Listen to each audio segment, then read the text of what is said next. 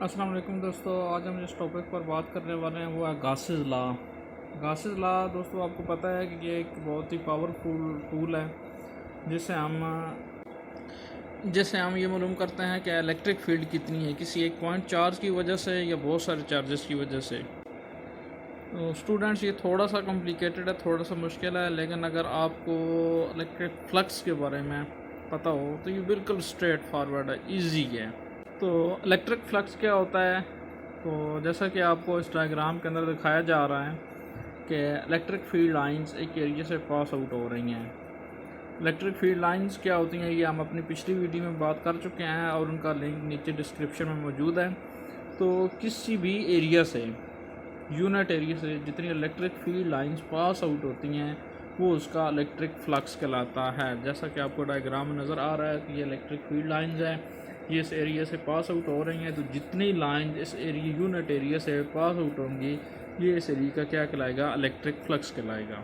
تو میتھمیٹیکلی ہم اس کو کیسے لکھتے ہیں کہ electric flicks is equal to E cause theta into اے۔ ای آپ کے پاس کیا الیکٹرک فیلڈ لائنز ہیں، اے آپ کے پاس کیا ہے اس کا ایریا ہے، اور تھیٹا کیا ہے؟ یہ اینگل ہے between area and normal to the surface. اور تھیٹا آپ کے پاس کیا ہے؟ آپ کے پاس ہے اینگل کس کے درمیان؟ الیکٹرک فیلڈ لائنز اور نارمل ٹو دا سرفیس، یعنی پرپینڈیکولر ٹو دا سرفیس ہے۔ اب یہاں پہ دو کنڈیشنز ہیں، ہم بات کرتے ہیں الیکٹرک فلکس کو کیلکولیٹ کرنے کے لیے آپ کو ملٹیپلائی کرنا پڑے گا سرفیس ایریا کو to the component of the electric field line, یعنی جو الیکٹرک فیلڈ لائن اس میں سے پاس آؤٹ ہو رہی ہیں اس کو، اور جو آپ کے پاس سرفیس ایریا ہوگا اس کے کمپوننٹ سے آپ کو ملٹیپلائی کرنا پڑے گا، تو آپ کے پاس کیا آئے گا؟ ٹوٹل فلکس آ جائے گا۔ اب یہاں پہ دو کیس ہیں۔ اگر آپ کے پاس الیکٹرک فیلڈ لائن جو ہیں یہ اگر اس کے پیرالل ہیں، یعنی پرپینڈیکولر میں پیرالل ہیں، تو یہاں پہ پھر کیا ہوگا؟ جو اینگل بنے گا وہ کتنا بنے گا؟ 90 ڈگری۔ تو cos 90 زیرو ہوتا ہے، اس لیے یہاں پہ الیکٹرک فلکس زیرو ہوگا۔ اگر یہ پرپینڈیکولر آ جائیں گی تو اس میں سے maximum field lines pass out ہو جائیں گی، جیسا کہ آپ کو اس ڈائیگرام کے اندر دکھایا جا رہا ہے۔ یہ دیکھیں ڈائیگرام۔ اب ہم دیکھتے ہیں کہ اگر ہمارے پاس کوئی سفیر ہے تو اس کا الیکٹرک فلکس کتنا ہوگا۔ آپ کو ڈائیگرام کے اندر نظر آ رہا ہے کہ ایک چارج ہے، اس کو ہم نے کیا کیا؟ ایک سفیر کے اندر رکھا ہوا ہے۔ تو اس کا الیکٹرک فلکس کیا ہوتا ہے؟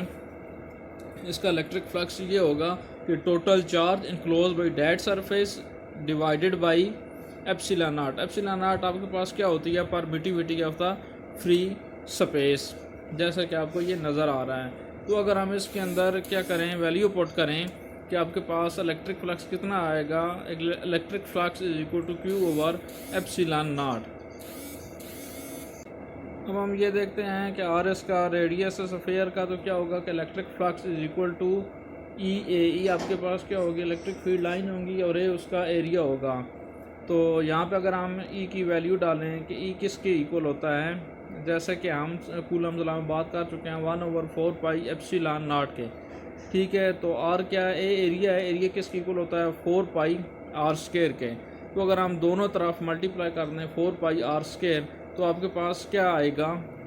تو یہ کیا آئے گا؟ ای is equal to Q over 4 pi ایپسیلن not are کا اسکوئر۔ 4 پائی آپ کے پاس کانسٹنٹ ہے، ایپسیلن ناٹ پہلے آپ کو بتا چکا ہوں یہ ریلیٹیو پرمیٹیوٹی کا فری اسپیس ہے، آر اس کا ریڈیس ہے، اور کیو اس کا چارج ہے۔ تو امید ہے دوستو آپ کو ہماری آج کی ویڈیو پسند آئی ہوگی۔ ہمارے چینل کو لائک اور سبسکرائب کرنا نہ بھولیں۔ اگلی ویڈیو کے لیے ہمیں اجازت دیں۔ اللہ حافظ۔